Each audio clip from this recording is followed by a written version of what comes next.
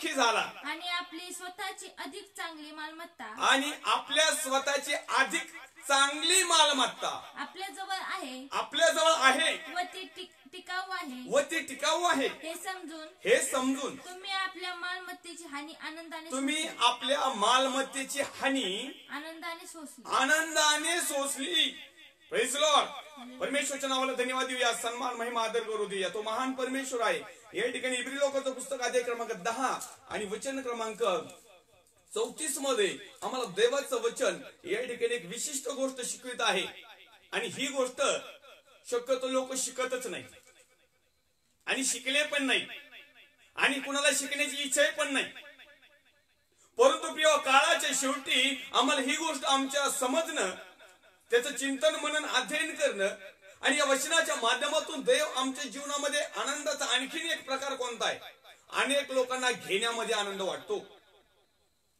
बस घेऊ पासारे लोक, जसे बाजारामध्ये वाण पासारे लोक असतात ना, तसे घेऊ पासारे लोक या जगामध्ये आहेत.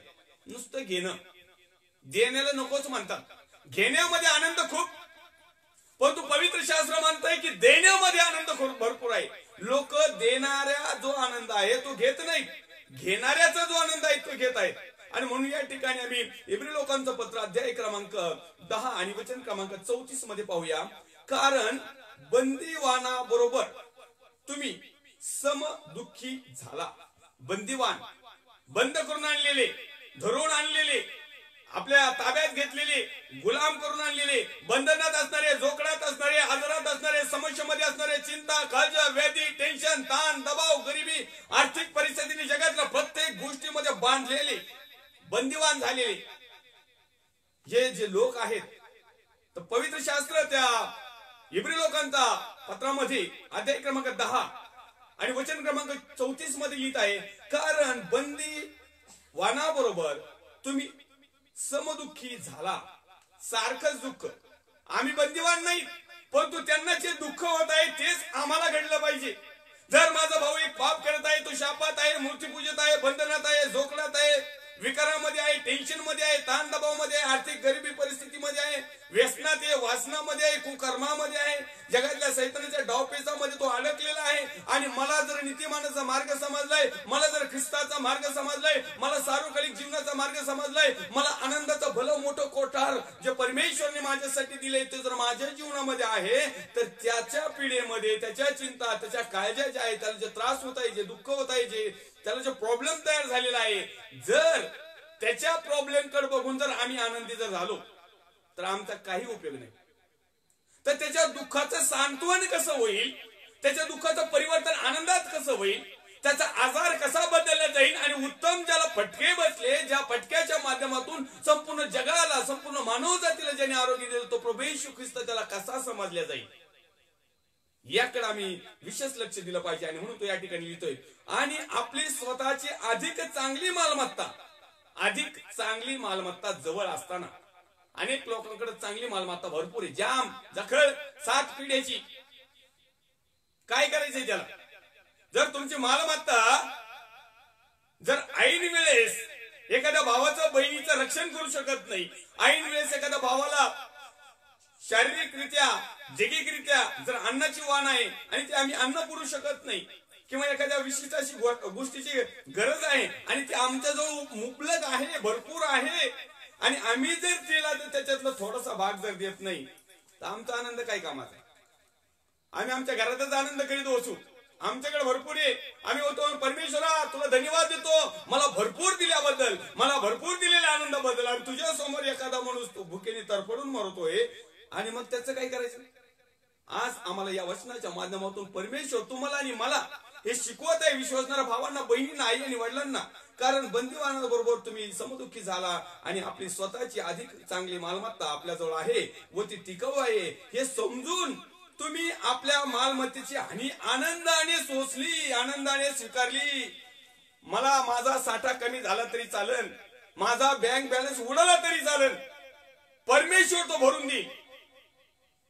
परंतु नाही, माझा बँक बॅलन्स कसा वाढेल, जे घाट्यात गेले त्यांना अजून खड्ड्यात लोटून त्यांच्या वाटेचं मला कसं मिळेल, याच्यामध्ये जे आनंद घेणारे आहेत ना, त्यांना इथं आनंद मिळेल, परंतु त्या ठिकाणी आनंद मिळणार नाही. परंतु या ठिकाणी प्रेषित साहेब या ठिकाणी सांगत आहेत, देवाचे सेवक या ठिकाणी सांगत आहेत, देवाचे शिष्य या ठिकाणी सांगत आहेत, आज देखील देवाचे अभिषिक्त सेवक सेविका विश्वासणारे भाऊ बहीण आई वडील जे आत्म्याने आणि खरेपणाने परमेश्वराच्या राज्यामध्ये काम करत आहेत, ते देखील आज त्यांच्या स्वतःची अधिक चांगली मालमत्ता असताना, चांगली इमेज असताना, चांगल्या प्रकारचं डेव्हलपमेंट असताना, चांगल्या प्रकारच्या त्यांच्याकडे असताना देखील जर आम्ही त्याच्यातला वाटा त्या समदुःखी लोकांचा काही वापरला नाही तर आमच्या आनंदाला काही फायदा नाही. परंतु ह्या लोकांनी इब्री लोकांच्या पुस्तकामध्ये आम्हाला पाहायला मिळतं की त्या ठिकाणी ते काय म्हणतात, तुमच्या जवळ अधिक चांगली मालमत्ता होती परंतु तुम्ही ती आनंदाने तोटा सहन केला, आनंदाने ती कमी झाली. कदाचित माझ्याकडे 1000 आहेत आणि मी ते तसेच दाबून ठेवलेल्या हजारात आनंद करीत आहे, परंतु माझ्या समोर एखाद्याला 100ची गरज आहे आणि जर आम्ही ते 1000 ते 100 जर कमी करत नाही तर आमचा त्या आनंदाचा उपयोग नाही. मग आमच्याकडे ते 1000 असून त्या आनंदाचा काही फायदा नाही. परंतु जर त्याच्यातलं फक्त 100 जरी गेले तर त्या 900 मध्ये जो आनंद आहे ना तो सार्वकालिक जीवनापर्यंत म्हटलं तरी घेऊन जाईल आपल्याला. मग ह्या लोकांनी इब्री लोकांना ज्यावेळेस पत्र लिहिलं, ते व्याख्यान ज्यावेळेस लिहिलं, ज्यावेळेस ती रायटिंग लिहिली, त्यावेळेस त्यांनी ते पाहिलं की ह्या लोकांनी काय केलेलं आहे, ज्या लोकांना विपुल भरपूर आणि चांगल्या गोष्टी होत्या त्यांनी काय केलं, बंदिवान जे लोक होते जे त्यांच्याबरोबर ते समदुःखी झाले, त्यांचे दुःख त्यांनी वाटून घेतलं, त्यांच्या समस्यामध्ये त्यांना साथ दिली, त्यांच्या जो प्रॉब्लेम होते त्या प्रॉब्लेम सोडवण्यामध्ये परमेश्वराच्या वतीने जे मध्यस्थी केली, परमेश्वराने त्याला जे ज्ञान बुद्धी चातुर्य दिलं. तर वचन या ठिकाणी सांगते की तुमच्याकडे चांगल्या प्रकारची मालमत्ता होती आणि तुम्ही ती समदुःखी झाल्या कारणाने, तुम्ही त्याच्यातला काही अंश त्या माझ्या प्रिय लोकांना दिल्या कारणाने आज त्या ठिकाणी तुमचा जरी तोटा झालेला आहे परंतु तुम्ही आनंदाने सहन केलेला आहे. आज जगामध्ये असे कोणते साहेब आहेत का ते आपला तोटा होऊ दे दुसऱ्याचा फायदा होऊ दे त्याला लय आनंद होतो? अहो इथं आपलं एक थोडस जरी गेलं तर आपल्याला दुःख होतं. मग आत्मिक आनंद घ्यायला कसं? आत्मिक आनंद मिळवण्यासाठी आम्हाला शारीरिकरित्या जैगिकरित्या काही अंश आम्हाला तोटा सहन करावा लागणार. देवाचे अभिषिक्त सेवक सेविका आहे की ज्यावेळेस मागच्या काळामध्ये एक 7-8 महिन्याच्या लॉकडाऊन काळामध्ये मी एक सॅल्यूट करतो त्या सेवकांना, स्वतःच अकाउंट खाली केलं आणि समदुःखी झाले. सॉल्यूट करतो मी त्या सेवकांना आणि आनंदाने खाली झालं त्यांचं अकाउंट. एक द्यायचं म्हणून द्यायचं नाही, नावलौकिक म्हणून द्यायचं नाही, एक चांगली पोस्ट मिळव म्हणून द्यायची नाही, तर आत्मिकरित्या त्यांच्याकडे जेवढं काही होतं त्यांनी ते खाली केलं आणि आनंदाने तो तोटा सहन केला.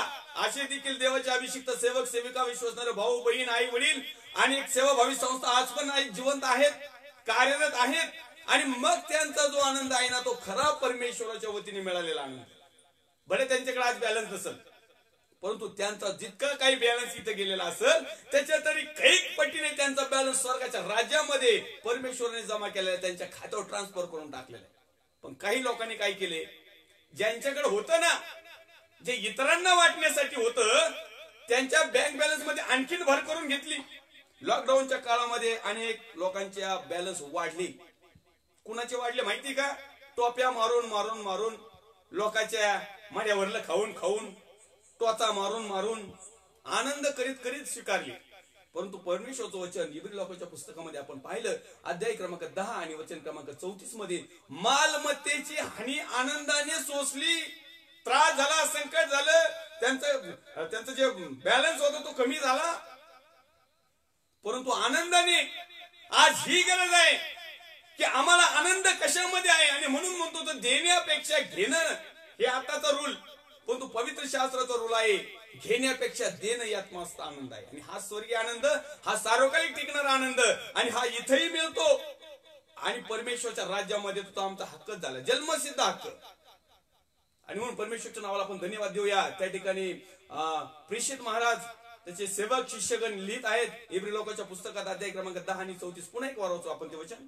कारण बंदीवानाबरोबर तुम्ही समदुःखी झालेला आहे. जसं बंदीवानाला दुःख आहे, त्याचा जो प्रॉब्लेम आहे, जी समस्या आहे, जी चिंता आहे, जी काळजी आहे, त्याच्यामध्ये काय केलं, तुम्ही समदुःखी झाला. मग ती शारीरिक असो, आत्मिक असो, भौतिक असो, कुठलीही असो, त्यांच्याकडे जो साठा आहे, अनेक देवाचे अभिषिक्त सेवक सेविका आहेत की त्यांच्याकडे जो आत्मिक साठा होता ना, तो देखील काही लोकांसाठी त्यांनी खर्च केला. याचा अर्थ त्यांचा साठा संपला नाही. आणि हा साठा देत असताना अनेक लोकांच्या निंदा नालस्त्या, अनेक लोकांनी त्यांच्यावर काय कुरूड गेल्या असेल, त्याच्याशी त्यांना काही वाद नाही, त्याच्याशी त्यांनी लक्षही दिलं नाही. ही खरी सेवा, हा खरा आनंद. ज्यावेळेस आमचा भाऊ बहीण आई वडील, ज्यावेळेस एखादं मेंढरू कमकुवत बनतं, बंदिवानात जातं, कुठल्या तरी त्रासात पडतं, आणि त्या त्रासामध्ये आमच्या जवळ परमेश्वराने जे काही दिलेलं आहे, मग काही लोकांकडे पैसे नसतील, मग त्यांनी पैशाच्या स्वरूपातच दिलं म्हणजे आनंद नाही, तर त्यांनी त्याची सहानुभूती घ्यावी, त्याची चौकशी करावी, त्याला वचनाच्या माध्यमातून त्याला धीर द्यावा, सांत्वन द्यावा, जेणेकरून त्याच्यामध्ये एक डेअरिंग तयार होईल, जेमध्ये त्याचा ताकद निर्माण होईल आणि तो विश्वास ठेवील, आणि त्याचा विश्वास त्याच्या जीवनामध्ये आज दुःखाचं स्वरूप आनंदात बदलण्यासाठी कार्यरत राहील. चांगल्या गोष्टीचे वाटप करीत राहा, हानी स्वसा, कारण चांगल्या सांगणाऱ्या लोकांची हानी 100% होती. बरेचसे लोक त्यांची हानी करायला टपलेले असतात. ते बंदिवानासाठी केलेली हानी ती वेगळी, परंतु सत्य सांगतात यांनी सांगू नये म्हणून त्यांची हानी केलेले लोक वेगळे, त्यांना त्याच्यात आनंद वाटतो. काही लोकांना सत्य सांगू नये म्हणून त्याच्यात रोखण्यासाठी जे आडकाठी येतात ना, त्याला त्याच्यात आनंद वाटतो. परंतु काही लोकांना असं आहे, मला काही म्हणा परंतु मी देवाचं वचन सत्य प्रकट करील, याच्यामध्ये आनंद वाटतो. आणि म्हणून या ठिकाणी लिहिले, मालमत्तेची हानी आनंदाने सोसली, समदुःखी झाला, आणि म्हणून आम्हाला एकमेकाबरोबर समदुःखी व्हायचं आहे. नुसतं दुःखातच नाही, आनंदात देखील सहभागी व्हायचंय. सगळ्या गोष्टीमध्ये सारखापणा, आणि हीच परमेश्वरची इच्छा आहे. कारण आम्ही प्रेषिती कार्याची जर सुरुवात पाहिली, प्रेषितांच्या कृत्यामध्ये पहिले काही 2-4 अध्याय जर पाहिले तर त्यामध्ये स्पष्ट लिहिलेलं आहे की ते सर्वजण एक मनाचे, एक दिलाचे, एक विचाराचे, एक विश्वासाचे, एका मंडळीचे. भले मंडळ्या लाखो असू द्या, किती असू द्या मंडळ्या, फुटा वावरा गणित आणि गावा गणित आणि गल्ली गणित जरी मंडळ, पाळकण पास्टर साहेब जरी असले ना, त्याची काय नाही, परंतु ते सर्व प्रभू मध्ये एक पाहिजे, विचाराने एक पाहिजे, शिक्षणाने एक पाहिजे, आनंदाने एक पाहिजे. आणि हा आनंद, पुढचं वचन वाचूया, इब्री लोकांचं पुस्तक अध्याय क्रमांक 12 आणि वचन क्रमांक 2. आपण आपल्या विश्वासाचा उत्पादक, आपण आपल्या विश्वासाचा उत्पादक व पूर्ण करणारा येशू याच्याकडे पाहत असावे, याच्याकडे पाहत असावे. जो आनंद त्याच्या पुढे होता, जो आनंद त्याच्या पुढे होता, त्याकरिता त्याने लज्जा तुच्छ मानून, त्याकरिता त्याने लज्जा तुच्छ मानून वधस्तंभ सहन केला, वधस्तंभ सहन केला, आणि तो देवाच्या राजासनाच्या उजवीकडे बसला, राजासनाच्या उजवीकडे बसला. इब्री लोकांचं पुस्तक अध्याय क्रमांक 12 वचन क्रमांक 2 या समाला आपण पाहूया. त्यामध्ये लिहिलेलं आहे, आपण आपल्या विश्वासाचा उत्पादक व पूर्ण करणारा येशू ह्याच्याकडे पाहत राहावे. पहिली गोष्ट, आपल्याला आनंद केव्हा मिळेल? आपला विषय आहे आनंद, हर्ष, उल्हास आणि अत्यानंद. तर यामध्ये जोपर्यंत आम्ही आमचा विश्वासाचा उत्पन्न करणारा, पूर्ण करणारा येशू याच्याकडे पाहत नाही, तोपर्यंत आमच्या जीवनामध्ये आनंद, हर्ष, उल्हास आणि अत्यानंद नाही. तोपर्यंत आम्हाला सुखही नाही, वैभव नाही, भरभराटही नाही, आशीर्वादही नाही. जोपर्यंत आम्ही आमचा उत्पन्न करणारा, आमचा विश्वासाचा उत्पादक व आमचा विश्वासाच्या कृतीद्वारे आम्ही त्याच्याजवळ जे करणार आहे तो पूर्ण करणारा येशू याच्याकडे आम्ही पाहत राहावे, म्हणजे आमच्या आनंदाची सुरुवात झाली. आम्ही जगाकडे पाहायला सुरुवात केली की आमच्या आनंदाची सुरुवात पण होती. 2 गोष्टी आहेत.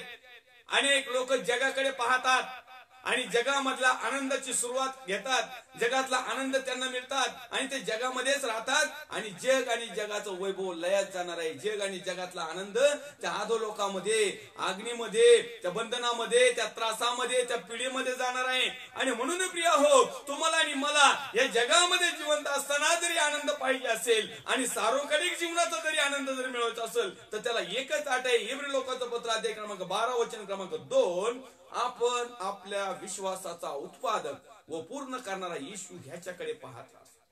का पाहायचं? कसं काय आनंद मिळेल? काय होतं त्याच्याजवळ? काय आहे त्याच्यासाठी? त्याला कुठल्या प्रकारचा आनंद मिळालाय? त्याने कुणाकडे पाहिलं आणि त्याने का पाहिलं? त्याच्या पुढे काही वैभव नव्हतं का? त्याच्या पुढे काही सुख नव्हतं का? त्याच्या पुढे काही आशीर्वाद नव्हते का? त्याच्या पुढे सार्वभौमत्व नव्हतं काय? तो सगळ्या जगाचा वारीस, तो सगळ्या जगाचा राजा, तो सगळा सर्व सामान्य मध्ये येऊन त्यांनी ह्या गोष्टी काय केल्या? याचं मर्म, वधस्तंभावरला ख्रिस्त गाजवत असताना देखील आम्हाला आनंद झाला पाहिजे. अनेक लोक वधस्तंभावरला ख्रिस्त गाजवतच नाही, तो जगातला ख्रिस्त गाजवतात. तो चोट्ट्या भामट्यांचा ख्रिस्त गाजवतात. बरं एका चोट्ट्याचा गाजवला तर बरं होईल, ज्यांनी पश्चाताप केला, प्रभूकडे वळाला, प्रभूला म्हणला तू राजवैभवनी येशील, माझी आठवण कर, त्या चोट्ट्याचा जरी वाहिला तर काय फरक नाही पडत. पण तो दुसरे जे आहेत ना, तू खाली उतर ना आम्हालाही खाली उतरव, हे असा जो वधस्तंभ वाहणारे ख्रिस्ती भाऊ बहीण आई वडील याजक पास्टर रेव्हरेंड बिशप जेवढे काही साहेब असतील ना, हे जगाकडे पाहत आहेत. याचा अर्थ जगाकडे पाहत आहे. त्या चोराने जगाकडे पाहिलं, त्या चोराने दिसणाऱ्या गोष्टीकडे पाहिलं, पण तुझ्या दुसऱ्या चोराने येणाऱ्या राजवैभवाकडे पाहिलं, येणाऱ्या परमेश्वरच्या पुत्राकडे पाहिलं, येणाऱ्या न्यायाधीशाकडे पाहिलं, येणाऱ्या सार्वभौम राजाकडे पाहिलं, येणाऱ्या सार्वकालिक जीवनाच्या आनंदाकडे त्याची दृष्टी गेली. आमची दृष्टी कुठं आहे? दुसऱ्या चोर म्हटला बाबा इथं लय वेदना होत्यात, या क्रूस कांदावून आम्हाला खाली येऊन दे, तू पण खाली ये, आम्ही पण खाऊया, दोघं एन्जॉय करू. परंतु दुसरा म्हटला नाही, आपण आपलं पाप केलेलं आहे, आपण कुकर्म केलेलं आहे, आपण जगाकडेच हातामध्ये जगाच्या सगळ्या गोष्टी केलेल्या आहेत, आणि म्हणून आपल्याला ही जी सजा झाली योग्य आहे. परंतु तू म्हणला हे राजवैभवाने येणाऱ्या माझे जिवंत परमेश्वर दे बापा, तू ज्यावेळेस राजवैभवाने येशील त्यावेळेस फक्त माझी आठवण कर. बस प्रभू येशू म्हटलं आजच तुझं तारण झालं, आजच तू स्वर्गाच्या राज्यात, आजच तू सुख लोकात, आजच तू आनंदाच्या प्रदेशात, आजपासूनच तुला आनंद, हर्ष, उल्हास आणि आत्यानंद चालू, दुसरा दिवसच नाही. आणि म्हणून आमच्या जीवनामध्ये आनंद, हर्ष, उल्हास जर पाहिजे असेल तर बरोबर आम्हाला आमचा विश्वासाचा उत्पादक व पूर्ण करणारा येशू ह्याच्याकडे पाहत राहिलं पाहिजे, जो आनंद त्याच्या पुढे होता. आता प्रभू येशू पुढे काय आनंद होता? प्रभू येशू लहानपणापासून बघतो आनंदाचा काही क्षणच नव्हता, तो मज भरपूर आनंदाच्या क्षणाला गेला. त्याच्या पुढे आनंदाचं काय होतं? इथं लिहित आहे, जो आनंद त्याच्या पुढे होता त्याकरिता त्यांनी लज्जा तुच्छ मानून वधस्तंभ सहन केला. वधस्तंभाच्या अगोदर काय होतं? त्याच्या पुढे काय आनंद होता? कुठल्या गोष्टीकडे तो पाहत होता?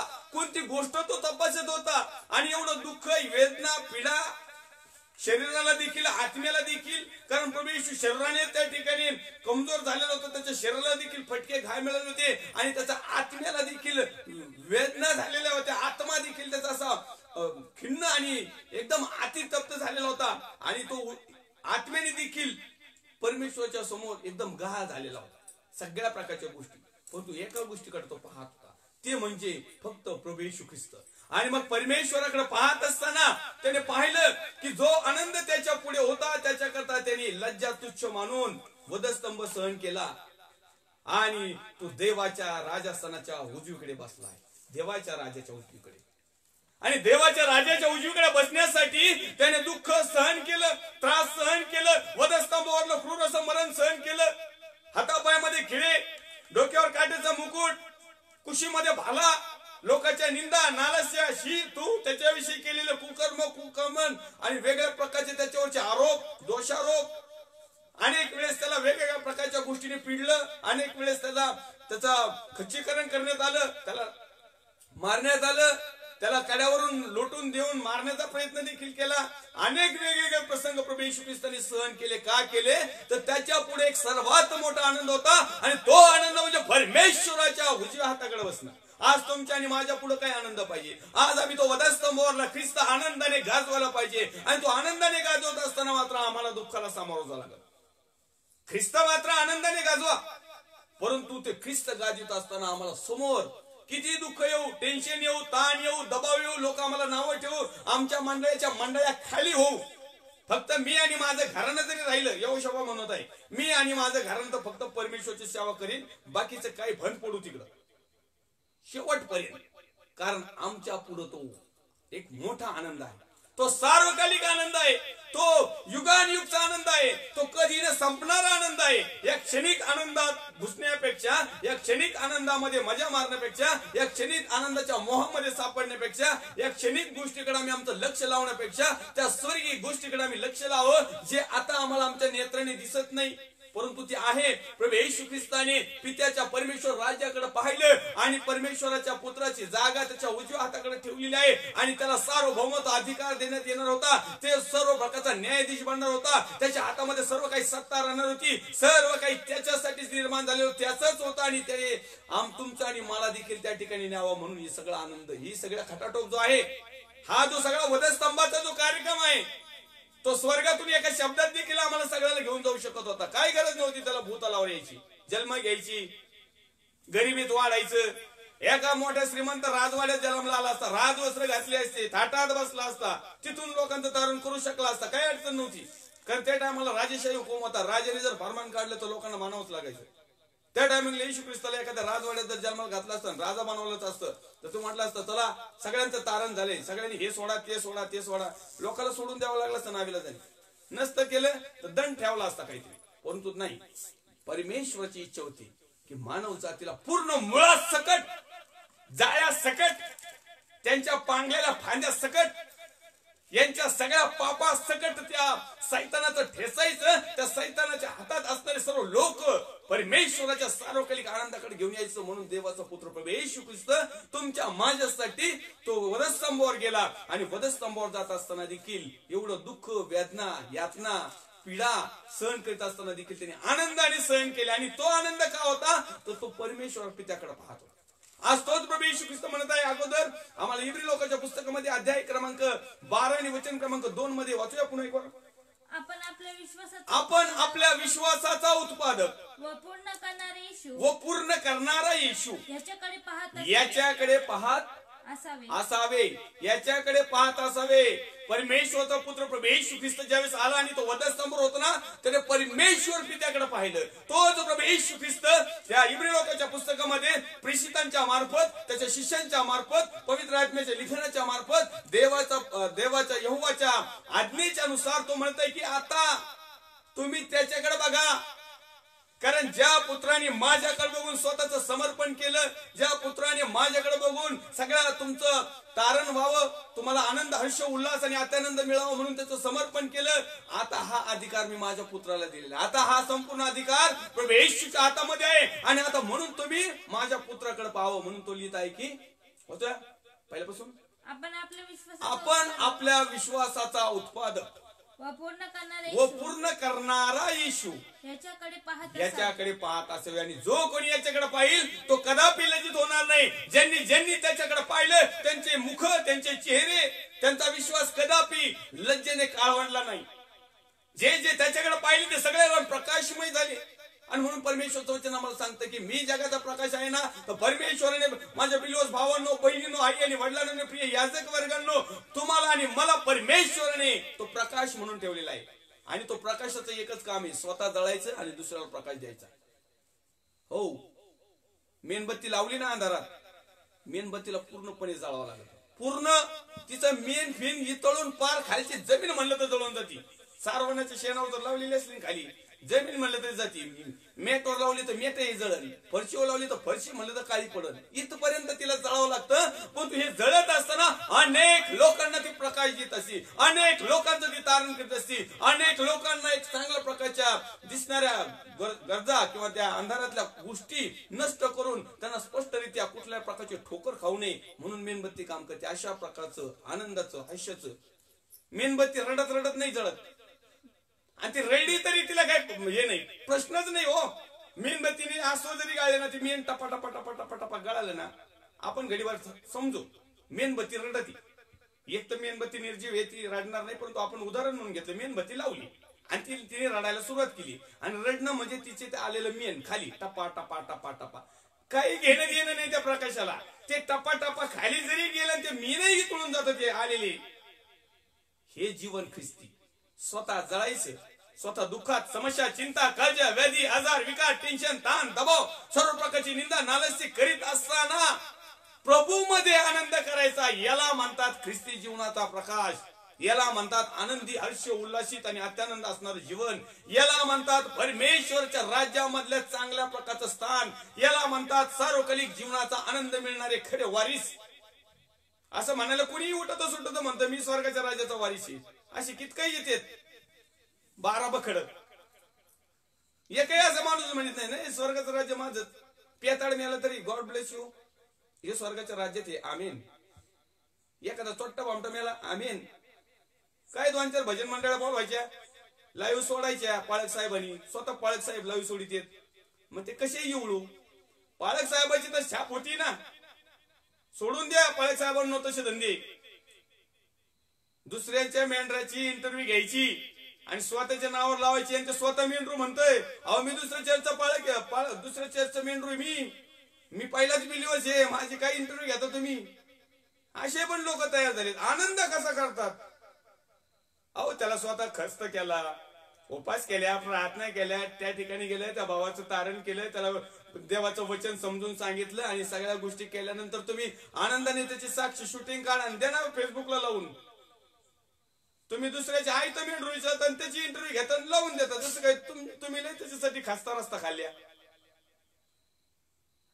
फेमस होण्यासाठी आनंद, हर्ष, उल्हास मनाला होतो, समाधान घडीभर, परंतु तिथं आम्हाला फेडावं लागेल. प्रत्येक मेंढराला पण जबाब द्यावा लागणार आहे, प्रत्येक मेंढपाळालाही जबाब द्यावा लागणार आहे. आणि तो प्रमुख मेंढपाळ पण मेंढपाळ म्हणून नाही उभा राहणार, तो न्यायाधीश म्हणून राहणार आहे. आणि म्हणून आम्हाला आमच्या स्वतःची हानी जरी झाली तरी आनंदाने सहन करायचे. हे विश्वासुपात्र जीवन, हे बिलिव्हर्स जीवन, हे याजकीय जीवन, हे पास्टराचं जीवन, हे याजक साहेबांचं जीवन, हे बिशप साहेबांचं जीवन, हे जेवढे काही येशू ख्रिस्ताच्या नावावर जीवन जगतात ना, यांचं जीवन आनंदाने, हर्षाने, उल्हासित मानाने. आणि परमेश्वरच्या नावाला मी धन्यवाद देईल, मान महिमा सन्मान देईल. ज्याच्या पुढे जो आनंद होता ते करीत असताना, तो आनंद पाहत असताना येणाऱ्या सर्व दुःख, संकट, समस्या, चिंता, काळज्या तरी तुच्छ मानल्या. वाचूया पुन्हा एक वार 12:2. जो आनंद त्याच्या पुढे होता त्याकरिता त्याने लज्जा तुच्छ मानून वधस्तंभ सहन केला. आणि तो देवाच्या राज्याच्या उजवीकडे सिंहासनावर त्याने काय केलं? तुच्छ समजलं. कशाला? येणाऱ्या संकट, येणाऱ्या त्रास. आज आमच्या बिलिव्हर्स भाऊ बहीण, आई वडील, याजक पास्टर जेवढे काही असतील, थोडस दुःख झालं का लगेच प्रभू अरे लवकर नीट कर, दम धरवा ना, आता लय दिवस झाले. आज त्यांनी सगळे दुःख सहन केले. तो एकदाच म्हटला, आत्म्याने विवळ झाला, शेवटी मनुष्य देह आला होता. तो म्हटला प्रभू परमेश्वर पित्या, शक्य होईल तर हा प्याला माझ्यापासून दूर कर. आता मला जरा थोडासा लय जास्त जड झाला, आता माझी कॅपॅसिटी संपत आली, तरी परंतु माझ्या इच्छेने नसून तुझ्या इच्छेने घडू दे. इथं आपण म्हणतो ना बाबा परमेश्वर दे बाबा, तू इच्छा तिकडेच राहून दे. माझी इच्छा आहे का मला आताच नीट कर, माझी इच्छा आहे आताच मला लॉटरी लागू दे, माझी इच्छा आहे आताच माझ्या बँकेत पैसे पडू दे, माझी इच्छा आहे का आताच मला सगळं काही मिळू दे. बाबा ते जाऊ दे, ते नंतरच बघू, तुझी इच्छाच नंतर बघू. तू या इच्छेने म्हणलो मी जायचो मसन वाट्यात. हा आनंद काय कामाचा? डायरेक्ट परमेश्वरच्या इच्छेनुसार जर आम्ही जगत आहोत आणि आम्ही देवाचा पुत्र प्रभू येशू ख्रिस्त याच्याकडे जर पाहत आहोत, तर निश्चित अर्थानं या जीवन जगत असताना जो आत्मा, जो जीव, जे शरीर परमेश्वरचा पुत्र प्रभू येशू ख्रिस्ताकडे पाहिल, ते प्रत्येक जण आनंद, हर्ष, उल्हास आणि अत्यानंदाने भरल्या जाईल, इथं देखील आणि सार्वकालिक जीवनात देखील. आम्ही आणखीन एक रेफरन्स पाहूया. इब्री लोकांचं पुस्तक, अध्याय क्रमांक 13, वचन क्रमांक 17. 12-11 वाचूया. कोणतीही शिक्षा तत्काली आनंदाची वाटत नाही, उलट खेदाची वाटते. तरी ज्यांना तिच्याकडून वळण लागले आहे त्यांना ती पुढे नीतिमत्व हे शांतिकारक फळ देते. Praise the lord, hallelujah. इब्री लोकांचं पुस्तक, अध्याय क्रमांक 12 आणि वचन क्रमांक 11 या ठिकाणी मी वाचलेला आहे. पुन्हा एक वर वाचतो मी तुमच्यासाठी. कोणतीही शिक्षा तत्काली आनंदाची वाटत नाही. शिक्षा झाली म्हणजे लोकांना आनंद होत नाही. साहजिक आहे, शिक्षा झाल्यावर कसं काय आनंद होईल? पण तुम्ही तुम्हाला सांगतो, ज्या 3 क्रॉसचा, ज्या 3 वधस्तंभाचा आम्ही जिकर थोड्या वेळापूर्वी एक उदाहरणामध्ये केला. प्रभू येशू ख्रिस्ताचा एक वधस्तंभ, एक उजव्या बाजूला, एक डाव्या बाजूला. एक जगातला, ते दोन्ही जगातले चोर होते, परंतु त्या जगातल्या एका चोरापैकी एक जण म्हटला की तू खाली उतर ना, आम्हाला उतरव. दुसरा जो होता तो म्हटला की आपण आपलं जे आहे ना हे बरोबर आहे. परमेश्वराचा पुत्र ज्यावेळेस राजभवन येशील त्यावेळेस माझी आठवण कर. मला तुम्हाला सांगायचे या उदाहरणाच्या माध्यमातून, या वाक्याच्या माध्यमातून, की त्या ठिकाणी या तिघांनाही शिक्षा झाली होती. या तिघांनाही वधस्तंभाची शिक्षा, कठोर शिक्षा दिली होती. या तिघांनाही वधस्तंभावर टांगलं होतं. या तिघांनाही त्या पिढीमधून जावं लागलेलं होतं. का कारण त्यांनी तसं पातक केलं होतं, पाप केलं होतं. त्यांना जे शासन होतं ते योग्य होतं, परंतु त्याच्यामधला जो एक होता तो देवाचा पुत्र प्रभू येशू ख्रिस्त, याला होणारी शिक्षा मात्र त्याला न होणारी ती आम्हाला दाखवली. आमची शिक्षा होती त्याने त्याच्यावर घेतली. त्यांनी कुठलं पाप केलं नव्हतं. जसं हे चोट्या भामटे होते यांनी भरपूर पाप केले. ते देवाचा पुत्र प्रभू येशू ख्रिस्ताने वधस्तंभावरच्या अगोदरपर्यंत कधीच पाप केलेलं नव्हतं. जो निष्पाप कोकरा, पण तो टांगला का? त्याला शिक्षा का झाली? तुमचं आणि माझं पाप त्याला अडवलं आणि त्याला वाटलं की हे दोन चोर या ठिकाणी अडकलेले आहेत, पण तू अख्खा जगातले माझे सर्व परमेश्वराचे लेकरं देखील जर त्यांचे पाप जर मी घेतलं नाही, त्यांच्या पापाचं जर चालन केलं नाही, त्यांचं पाप जर माझ्या खांद्यावर जर घेतलं नाही, त्यांच्या पापाचं घटुडाचा वधस्तंभ जर मी वाहिला नाही, तर हे लोक त्या ओझ्याखाली दबले जातील आणि माझ्या परमेश्वर पित्याच्या राज्यामध्ये जे त्याच्या स्वर्गातले वारीस आहेत, जे आनंदाचे, हर्षाचे, अत्यानंदाचे, उल्हासाचे जे लोक आहेत, ते या ठिकाणी मिळणार नाही. आणि म्हणून परमेश्वरची इच्छा होती की त्याच्या एकुलत्या पुत्राने जावं आणि माझ्या लोकांना गुलामगिरीतून सोडावं, त्या शिक्षेमधून सोडावं.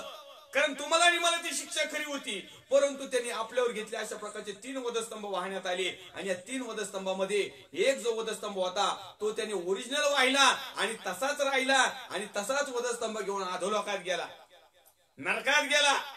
पण दुसरा एक वधस्तंभ होता तो स्वर्गामध्ये परमेश्वरचा पिता जो आहे त्याच्या उजव्या हाताकडे बसलेला मी एक रेफरन्स पाहिला. आणि आणखीन एक चोराचा जो वधस्तंभ होता त्याने पश्चाताप केला, पापाची क्षमा मागितलं, जीवन परिवर्तन केलं, परमेश्वराकडे वळाला, परमेश्वरच्या राज्याकडे पाहिलं आणि देवाचा पुत्र प्रभू येशू ख्रिस्त सार्वभौम राजा आहे त्यांनी स्वीकारलं, सार्वभौम न्यायाधीश हे स्वीकारलं, तो आनंदाचा उत्पादक आहे हे स्वीकारलं, तर विश्वासाचा उत्पादक हे स्वीकारलं, त्याच्या हातामध्ये सगळी काही सत्ता आहे हे त्यांनी स्वीकारलं. परंतु त्याला आता जिवंत राहण्याची वेळ नव्हती. म्हणून प्रभू येशू ख्रिस्त त्याला म्हणला, आजच तू मत बरोबर सुख लोकात असशील. आजच तू आनंदाच्या शहरामध्ये. 2 लोक आनंदाच्या राज्यामध्ये गेले वधस्तंभ वाहत असताना. आज अख्खं जग वधस्तंभ वाहते. कशाचं माहिती का? जगातले गठुड, बंगला, गाडी, घोडा, बँक बॅलन्स, आमकं फलानं बिस्तानं, याला टोपी हाण, त्याला टोपी हाण, सगळ्या प्रकारचं वाचतच आहे. आणि याच्यातून काही लोकांना शिक्षा पण होती, त्यांना ते बरं वाटत. परंतु या ठिकाणी आम्हाला लिहिलंय की कोणतीही शिक्षा तत्काली आनंदाची वाटत नाही. खरं आहे. कसं काय वाटेल? शिक्षा झाल्यानंतर आनंद कसा होईल? परंतु शिक्षा झाल्यानंतर देवाचा पुत्र प्रभू येशू ख्रिस्ताला आनंद झाला, कारण त्याच्या पुढे येणारं जो वैभव होतं त्याने त्याच्याकडे दृष्टी केली. त्या चोराला देखील मारता समायला आनंद झाला, ज्याने पश्चाताप केला आणि तो वळाला. आणि ज्यावेळेस त्या देवाच्या पुत्र प्रभू येशू ख्रिस्ताने त्याला आश्वासन दिलं, आजच तू माझ्याबरोबर सुखद लोकात असशील, त्याला दुःख झालं नाही. मग शिक्षा झाली होती, आनंद झाला. देवाच्या पुत्र प्रभू येशू ख्रिस्ताला आनंद झाला. पण दुसरा जे चोट्ट होतं ना त्याला आनंद नाही. त्याला आनंद होण्यासाठी ते म्हणत होता याच्याहून खाली उतरू द्या, म्हणजे संकट माझ्यापासून टळू द्या, म्हणजे दुःख माझ्यापासून टळू द्या, म्हणजे मरण माझ्यापासून जाऊन द्या, ही शिक्षा माझ्यापासून काढून घ्या, मग त्याला आनंद झाला असता. पण ते आनंद त्यांनी शिक्षामध्ये त्यांनी आनंद स्वीकारला. आणि म्हणून वचन सांगते की कोणतीही शिक्षा तत्काली आनंदाची वाटत नाही, उलट खेदाची वाटते. त्या दुसऱ्याला खेद झाला, काय मनुष्यराव एवढे चिन्ह चमत्कार केले, हे देवाचा पुत्र म्हणते. आणि मी पण ऐकलं म्हणे चोट्ट शेजारी पण साक्ष देतोय, हे बाकीचे सगळे साक्ष देतात, मेलेला मुर्दा यांनी उठवला. यार मग काय हे बाबा, हे खेद झालं त्याला आपल्याला उतरायला पाहिजे होतं यांनी. असे काही बिलोस भाऊ बहिणी लय दिवसाचे, 12 महिन्याचे, 7 पिढ्याचे, 4 पिढ्याचे, लय कट्टर विश्वासी प्रभू मध्ये 1 नंबर. पण खेदित लोक आहेत. अजून त्यांना ख्रिस्त माहिती नाही, अजून त्यांना वधस्तंभ माहिती नाही. त्यांना वाटतं ख्रिस्ती जीवन म्हणजे हर्षाचं, आनंदाचं, उल्हासाचं, टिंगल टवाळीचं, एन्जॉय करायचं, उलट जगापेक्षा ज्यादा आयुष करायची. ख्रिस्ती लोक सगळ्यात आयुष करणारे लोक 1 नंबर. कपडे छोटाले घालणारे ख्रिस्ती लोक, दारूचे धंदे ख्रिस्ती लोकांचे, मोठाले धाबे ख्रिस्ती लोकांचे. जे काही मोठं असेल ना, जे काही पापातलं पाप असेल ना, हे यांचंच, हे प्रमुख लोक यांचे.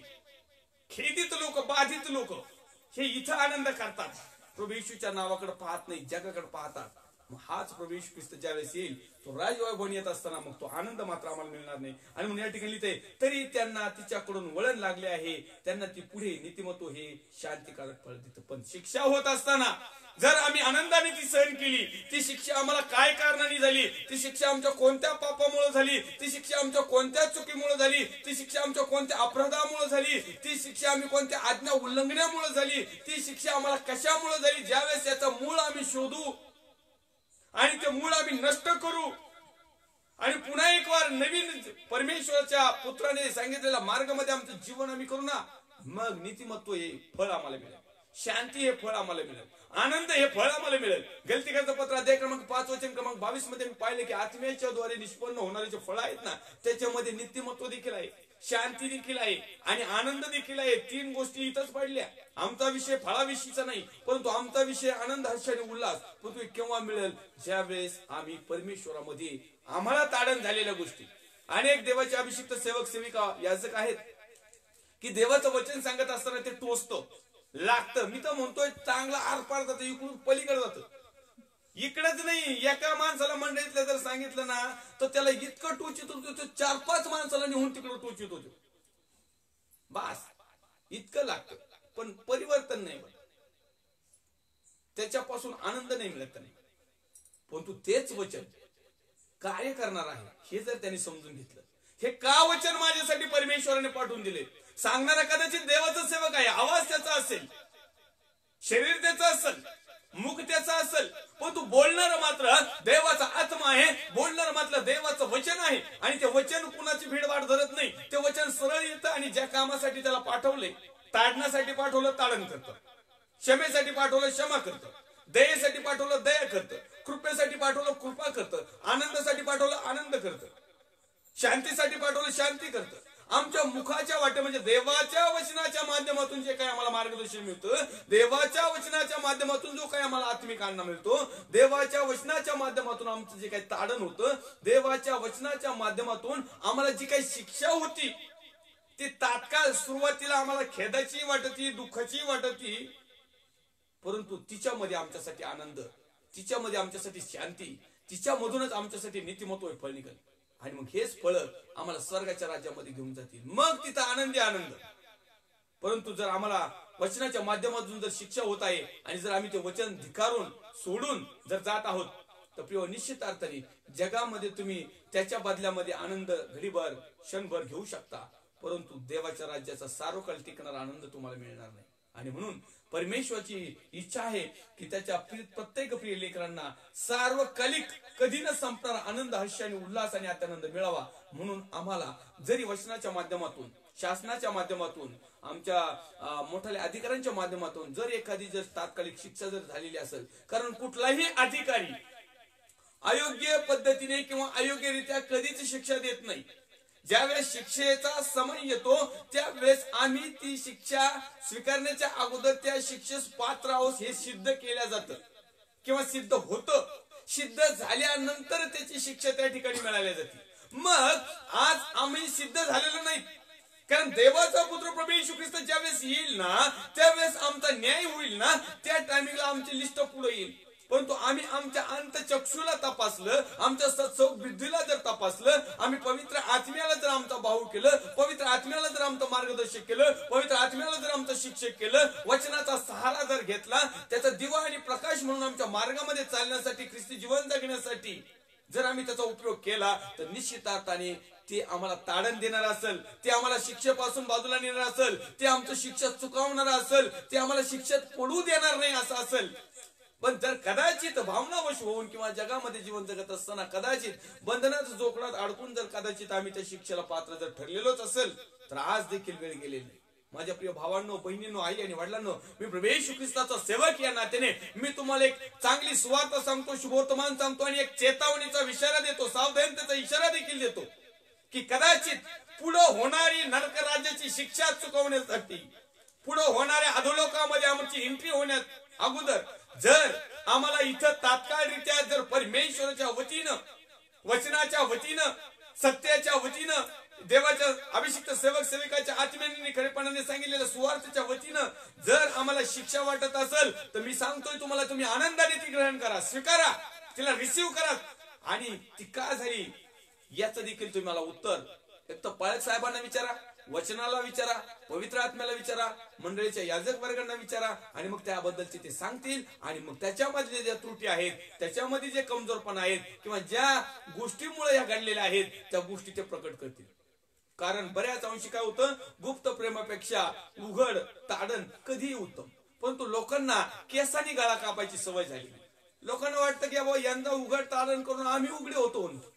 अनेक पाळक साहेबांनी उघड तारण केलं आणि पाळक साहेब उघडे पडले. हो, पाळक साहेबांच्या मंडळीचे लोकच पळू पळू गेले. मेंढरच गेले दुसरीकडे. मेंढरांनी पाळक साहेबाला हुंदडून चर्चच्या बाहेर काढलं. त्याच्यामुळे बरेचसे पाळक वर्ग आहेत, याजक वर्ग आहेत, ते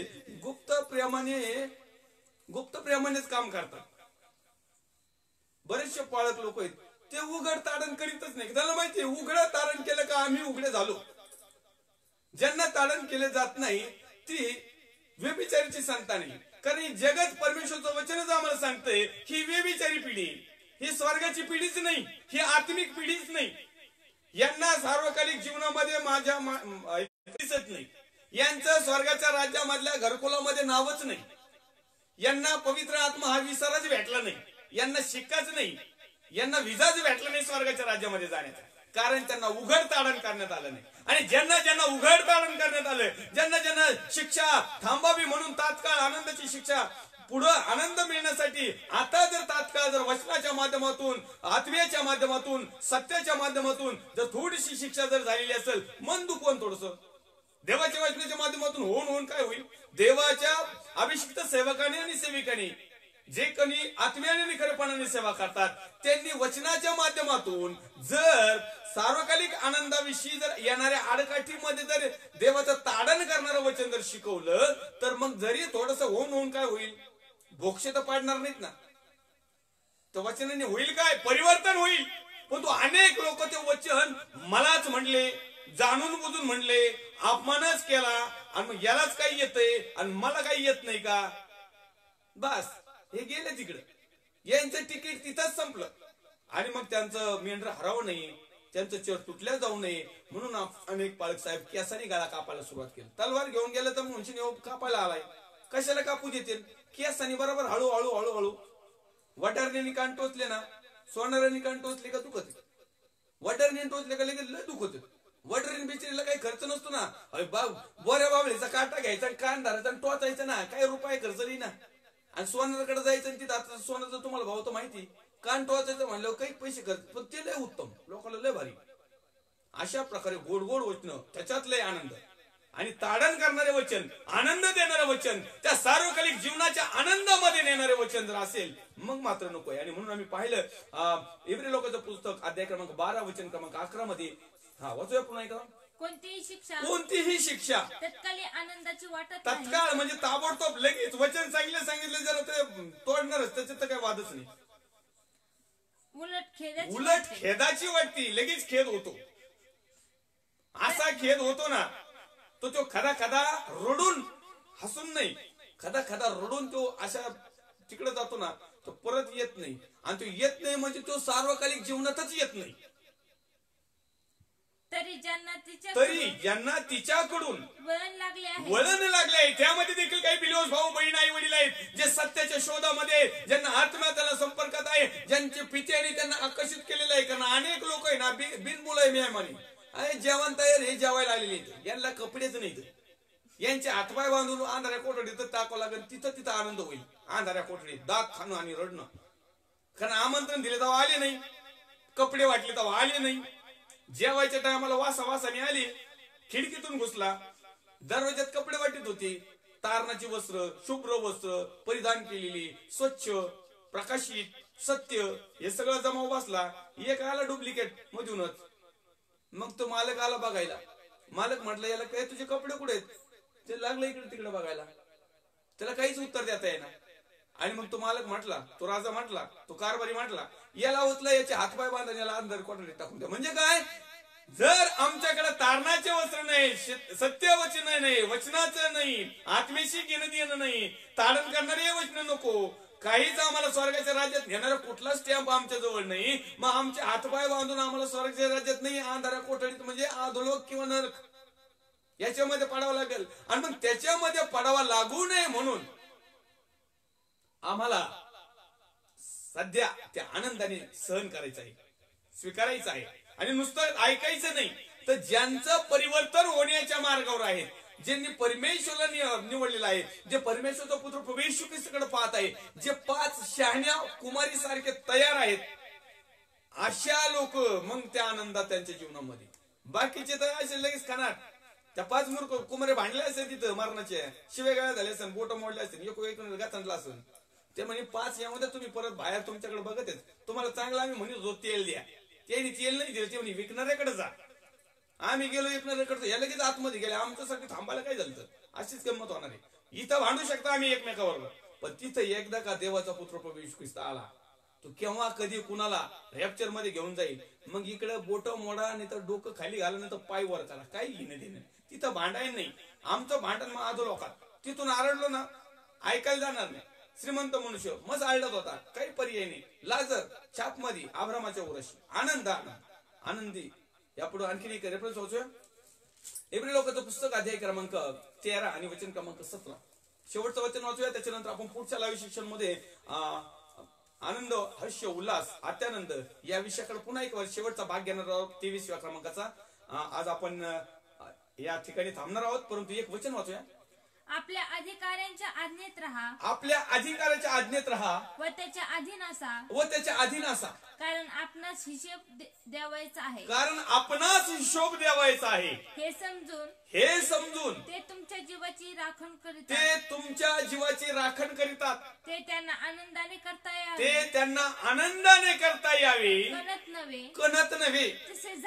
तसे झाल्यास ते तुमच्या हिताचे होणार नाही. ते तुमच्या हिताचे नाही. जे पाळक साहेब आता रडत कणत सेवा करतात ना, तेच काय तुमच्या हिताचे होत नाही. त्या बिचारांना आता देवाने दिलेले कृपा, त्या बिचारांना त्यांना संयम दिलाय, परमेश्वराने त्यांना निवडले, त्यांना काही गोष्टी कंट्रोल ठेवायला लावले, त्यांना बऱ्याचशा गोष्टी त्याला करण्याचे मुभा नाही. पाळक वर्गांना, पास्तर वर्गांना, फादर वर्गांना, पाळक जे काही साहेब असतील त्यांना, ते आता सेवा करतात, पण तू आनंदाने काही करत नाही. कुठलाच बाळक आनंदाने सेवा करीत नाही. सगळं कणत करते, रडत करीत करायची म्हणून करायची. आता पाळकपण स्वीकारलं म्हणल्यानंतर सुरुवातीला वाटलं काही ना, पाळकपणातलं ऐशो, पाळकपणात काही टेन्शन नाही, ताण नाही, दबाव नाही, हात नाही माळवायचा, पाय नाही माळवायचा, घरात राशन नाही भरलं तरी चलत, गॅस टाकी नाही भरली तरी जमत, काहीच नाही. भांडे कोणते नाही घेतले तरी चलत, दुसऱ्याच्या इथे गेलं का बिर्याणीचा डबा लगेच मागे येतो, तो परत द्यायचाच नाही. भांडे ऑटोमॅटिक. एखाद्याचं रॅक पासून पडलं का त्या सिस्टरला म्हणतो रॅक खूप छान आहे, ती म्हणजे जा घेऊन आम्हाला नवीन घ्यायची, ते जुनं घेऊन येऊन कलर मारीत बसून घरी आनंदाने. परंतु आताचे जे खरे सेवक आहेत ते कणत सेवा करतात, आनंदाने करत नाहीत. याच कारण काय?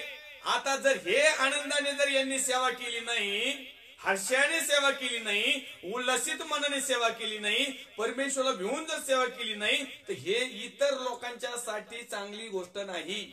आणि म्हणून माझ्या प्रिय भावांनो, बहिणींनो, आई आणि वडिलांनो, बिलिव्हर्स लोकांनो, चर्चला येणाऱ्या मेंढरासारखे डोके आता तुम्ही काढून टाका. मेंढरासारखे डोके वापरू नका. आता तीक्ष्ण, चांगले, सुशिक्षित, ज्ञानी, सत्य गोष्ट तुम्ही ओळखून घ्या. कारण तुमच्यासाठी जो अधिकारी दिलेला आहे, मग ते पास्टर साहेब असतील, रेव्हरंड साहेब असतील, बिशप साहेब असतील, कोऑर्डिनेटर साहेब असतील, गुरुजी साहेब असतील, जे काही वेगवेगळ्या प्रकारचे नाव आहेत ते साहेब असतील, तर यांनी सेवा करीत असताना त्यांनी कशा प्रकारे सेवा करी. आपण पुन्हा एक होतो ते वचन, आपल्या अधिकाराच्या अधीन राहा. पहिल्या प्रथम तुमच्या जीवनामध्ये जर आनंद, हर्ष, उल्हास आणि आनंद जर हवा असेल, तर तुमचा जो कोणी अधिकारी आहे त्या अधिकाऱ्याच्या आज्ञेमध्ये राहा. त्या अधिकाऱ्याच्या आज्ञेमध्ये राहा. आज अनेक लोक अधिकाऱ्याची आज्ञा मोडतात. जगामध्ये जा बरं, बाईक घेऊन द्या, टेबल सीट जा, हेल्मेट नसू द्या, लायसन नसू द्या, इंडिकेटर फुटलेलं आणि त्याच्यात सिग्नल तोडून जायचं, आणि मग तो अधिकारी शिट्टी फुकितो. आता सीसीटीव्ही कॅमेरे लावले, पहिलं जाता यायचं पळून, आणि त्यांनी धरलो काय करीन तो? तुम्हाला लय प्रेमाने आलिंगन देईल का? प्रेस लॉर्ड करील का? जय ख्रिस्त करील, सलाम करील? आणि त्याला भले 2-4 किलोमीटर पळवलेलं पाहिजे माग, मग तर मजाच, मग आनंदी आनंदच साईडला घेऊन. म्हणजे ज्या वेळेस आम्ही जगातल्या अधिकाऱ्याची आज्ञा मोडितो, जगातले नियम मोडितो, शासनाचे नियम तोडितो, त्यावेळेस जर शासन आम्हाला तात्काळ लगेच दंड देतो, तर अशाच प्रकारे परमेश्वरने त्याचे याजक वर्ग, पास्टर वर्ग, रेव्हरंट वर्ग, फादर वर्ग, जेवढे काही देवाचे अभिषिक्त नाव डुप्लिकेट नाही चोट्टे भामटी, यांच्या आज्ञा पाळू नका, यांना जवळही घेऊ नका, यांना शमकुशाला विचारू नका, यांच्या हाताला हातही देऊ नका. योहानाच्या पुस्तकामध्ये लिहिलेलं आहे, योहानाच्या पत्रामध्ये लिहिलं की अशा लोकांना नाही, परंतु जे परमेश्वरापासून आलेले अधिकारी आहेत. आणि अधिकार केव्हा चालवतो, ज्या वेळेस एखादा व्यक्ती चुकीच्या मार्गाने जात असेल तर त्याला थांबवण्यासाठी, रोखण्यासाठी, त्याने अधिक चुकी करू नये आणि त्या चुकीच्या माध्यमातून त्याला आणखी दंड किंवा शिक्षा किंवा त्याच्यासाठी दुःखाची किंवा त्याच्यासाठी घाट्याची किंवा त्याच्यासाठी तोट्याची वेळ येऊ नये म्हणून तो अधिकारी काय करीत असतो, त्याला दिलेल्या अधिकाराच्या माध्यमातून तो आज्ञा देतो, तो नियम टाकतो, तो एखादा एक स्पीड ब्रेकर टाकतो, तो कुठंतरी अटकाव टाकतो की जे नाही करून या व्यक्तीने, या बहिणीने, भावाने, आईने, वडिलांनी, याजक वर्गाने, कुणीही जगातल्या व्यक्तीने ती आज्ञा मोडू नये आणि त्याचा सुखाचा संसार वाकडा करू नये. त्याचे सुखाचा जो प्रवास आहे तो त्यांनी व्यवस्थित चालावा म्हणून ज्या आज्ञा, विधी, नियम, सुरक्षिततेचे जे नियम दिलेले आहेत. आम्ही पाहतो कोविड-19 मध्ये मास्क लावा, सॅनिटायझर वापरा, सुरक्षित अंतर ठेवा, गर्दी करू नका, हे करू नका, ते करू नका.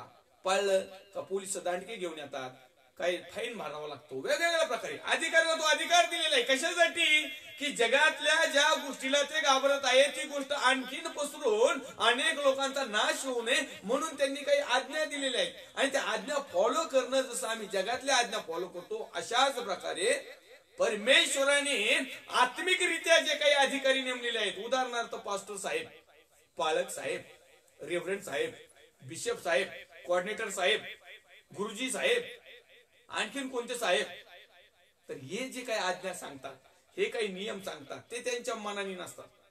अपवाद एखाद्या मिनिस्ट्रीचे वेगळेच नियम असतात, अपवाद एखाद्या संस्थेचे वेगळेच नियम असतात, अपवाद एखाद्याच्या चपाळा इतका हुशार असतो तो म्हणतो जगात दुसरी मंडळी आपल्यासारखे नियमच नाही पाहिजे, तो तिसराच नियम टाकतो, तो तर नियम बाह्यच चालवतो. मग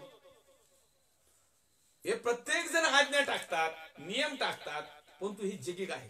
आणि जगिक नियम आम्ही जर पाळतो, फॉलो करतो, तर आम्ही आत्मिक नियम का फॉलो करत नाही? परमेश्वराने दिलेले आज्ञा, विधी, नियम, अटी आम्ही का पाळू नये? परमेश्वराने दिलेले आम्हाला नियमशास्त्र आम्ही का पाळू नये? परमेश्वराने दिलेलं पवित्र आत्म्याचं मार्गदर्शन का स्वीकारू नये? परमेश्वराने दिलेला सत्याच्या रस्त्याला आम्ही का येऊ नये? परमेश्वराने दिलेला मार्ग सत्य म्हटलेल्या जीवनाच्या रस्त्यावर आम्ही का जाऊ नये? लोक सगळ्या गोष्टीचे नियम पाळतात आणि ज्यावेळेस आत्मिक नियमाची पाळी येते, परमेश्वराच्या नियमाची पाळी येते, सार्वकालिक जीवनाची पाळी येते, त्यावेळेस मात्र नियम तोडले जातात. मग या सार्वकालिक जीवनामध्ये, सार्वकालिक स्वर्गाच्या राज्यामध्ये, सार्वकालिक वैभवामध्ये, सार्वकालिक सुख आणि अत्यानंद, हर्ष आणि उल्हासामध्ये घेऊन जाण्यासाठी परमेश्वरने जे त्याचे याजक 500 लोक नेमलेले आहे त्यांच्या आधीच्या अधीन राहा. काय वाचलं आपण? आपल्या अधिकाऱ्याच्या आज्ञेत राहा. परमेश्वरच्या नावाला धन्यवाद देऊया. आपला वेळ या ठिकाणी झालेला आहे. ह्याच वचनाला आपण पुढे घेऊन या वचनाच्या माध्यमातून आपण पुढच्या भागामध्ये लाईव्ह सेशन मध्ये पुन्हा एक वार आनंद, हर्ष आणि उल्हास या विषयावर आपण चिंतन मनन अध्ययन करणार आहोत. परमेश्वरच्या नावाला मी धन्यवाद देऊया. देवाचे अभिषिक्त सेवक, सेविका, विश्वासणारे भाऊ बहीण, आई वडील जितके लाईव्ह होते यानंतर जे पाहतील त्या प्रत्येकाचं मी प्रभू येशू ख्रिस्ताच्या नावात स्वागत करतो. आणि निश्चित अर्थाने परमेश्वरने आम्हाला या ठिकाणी देखील आनंद, हर्ष, उल्हास, अत्यानंद द्यावा आणि सार्वकालिक जीवनासाठी आमची अत्यानंद, उल्हास, हर्ष आणि आनंदाविषयी परमेश्वरने आमच्या राज्यामध्ये देखील आम्हाला तो अधिकार द्यावा म्हणून आपण येऊया परमेश्वर त्याच्याकडे प्रार्थना करूया. परमथो दयाळू देव बाप्पा, जसे आहोत तसे तुझ्या पवित्र हातामध्ये येतो. प्रभू येशू ख्रिस्ताच्या नावामध्ये मी प्रार्थना विनंती करतो.